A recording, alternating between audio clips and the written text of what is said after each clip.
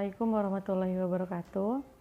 Perkenalkan, nama saya Putri Anis Rizky, jurusan Tarjamah UIN Syarif Hidayatullah Jakarta, kelas 5C.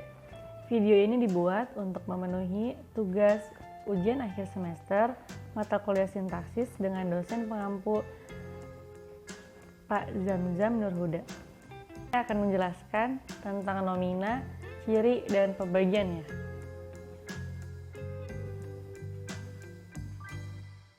Nomina atau biasa disebut dengan isim adalah kata yang mengacu pada makna yang terkandung di dalamnya tanpa menunjukkan suatu hubungan dengan waktu ataupun kata. Setiap kata yang menunjukkan kepada manusia, tumbuhan, hewan, benda mati, sifat, atau makna-makna yang tidak berkaitan dengan waktu disebut nomina. Ciri-ciri nomina dalam bahasa Arab. Yang pertama, ada kata yang berharokat tanwin, contohnya rojulun atau bintun. Yang kedua, ada kata yang dibubuhi huruf alif lam, contohnya ar-rojulu. Yang ketiga, ada kata yang ditambahkan huruf-huruf nida, yaitu min ilaan. Contoh huruf-huruf nida atau panggilan. Contohnya, ya rojul. Ada kata yang ditambahkan preposisi huruf jar. Hurufnya min ilaan. Contohnya, minar rojul. Ada kata yang bisa diisnad ilaih atau disandarkan. Contohnya, kitabun mufidun. Dan yang terakhir ada partikel-partikel sumpah, hurufnya ba, waw, dan ta. Contohnya wallahu. Ciri-ciri nomina dalam bentuk bahasa Indonesia. Yang pertama, bisa dihubungkan dengan kata yang dan diakhiri dengan kata sifat. Contohnya mobil yang besar, air yang dingin, seperti itu. Atau ada lagi anak yang cantik, misalnya seperti itu.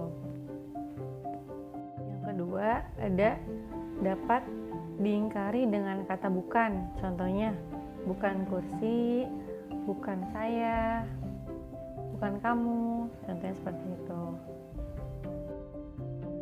Selanjutnya, ada kata yang menduduki suatu objek atau subjeknya. Contohnya, Fatimah membeli baju baru. Fatimah subjeknya dan baju baru itu objeknya. Contoh lain ada ibu memasak nasi. Nah, memasak nasi itu objeknya, kalau ibu itu subjeknya. Pembagian nomina menurut gendernya. Yang pertama, ada nomina feminin atau isim muzakkar, contohnya tholibatun, dan ada nomina maskulin atau isim muzakkar, contohnya tholibun. Jadi ada dua nomina feminin dan maskulin, atau isim muannas dan isim muzakkar. Selanjutnya ada isim berdasarkan bentuk umum dan khususnya. Ada isim nakirah dan isim ma'rifat. Isim nakirah itu setiap kata yang belum menunjukkan sesuatu tertentu atau kata-kata yang masih global atau umum. Contohnya insanun, addiku, gitu. Itu kan contoh itu masih belum jelas keberadaannya, maknanya tuh masih belum jelas gitu kan.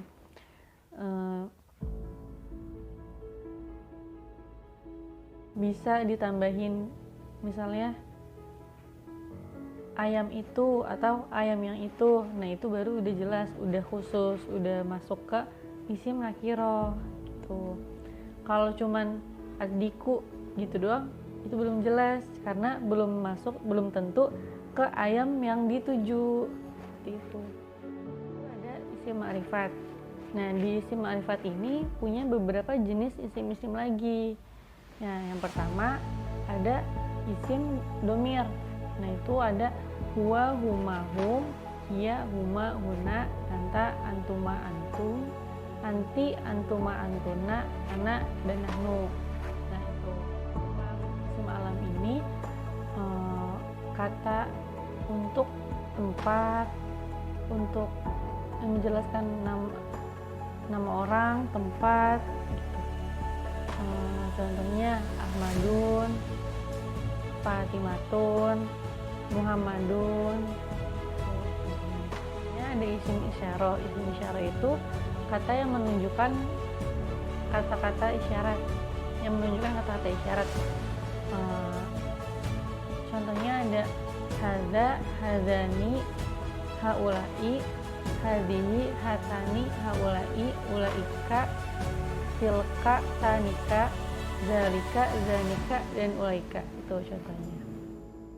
Isim mausul adalah kata yang dijadikan sebagai penghubung dalam kalimat-kalimat frasa ke kalimat tertentu dan biasanya diartikan sebagai kata yang. Nah, contohnya itu ada alladzi, alladzani, alladzina, allati, allatani, allati. Ini dijadikan ma'rifat dengan huruf al, yaitu huruf isim nakiro yang ditambahkan dengan huruf al sebelumnya. Kata tersebut akan menjadi ma'rifat dan maknanya pun juga akan berubah. Contohnya kitabun menjadi al-kitabun. Selanjutnya ada isim nakiro yang disandarkan pada isim ma'rifat karena ada hubungan dengan kata lain, yaitu karena menjadi mudhof pada kata tertentu. Misalnya babun bermakna nakiro, akan tetapi setelah digabung dengan kata tertentu menjadi babul baiti atau pintu rumah, maka kata tersebut babun menjadi. Selanjutnya ada isim yang diletakkan setelah instrumen panggilan karena memerlukan kata lain sebagai penyebab yang menjadikan kata nakiro menjadi ma'rifat. Contohnya syahsun atau seseorang merupakan kata yang masih umum. Kemudian ketika berubah menjadi ya syahson, hai seseorang, maka berubah menjadi ma'rifat karena terdapat kata panggilan ya. Ada nomina dibagi menjadi jumlahnya. Ada isim musanna, isim mufrad, dan isim jamak. Nah, isim mufrad itu isim yang merujuk pada suatu makna dengan jumlah satu atau semua isim yang belum mengalami perubahan bentuk atau perubahan bentuk di awal atau di akhir. Nah, contohnya muslimun atau orang muslim.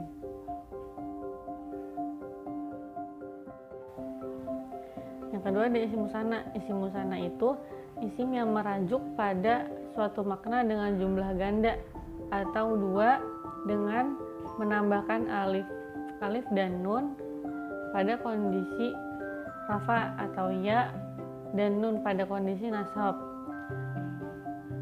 Contohnya muslimani, artinya dua orang muslim. Tuh. Dan selanjutnya ada isim jama. Isim jama adalah isim yang merujuk pada suatu makna dengan jumlah lebih dari dua. Ada jamak muzakkar, jamak muannas, dan jamak taksir.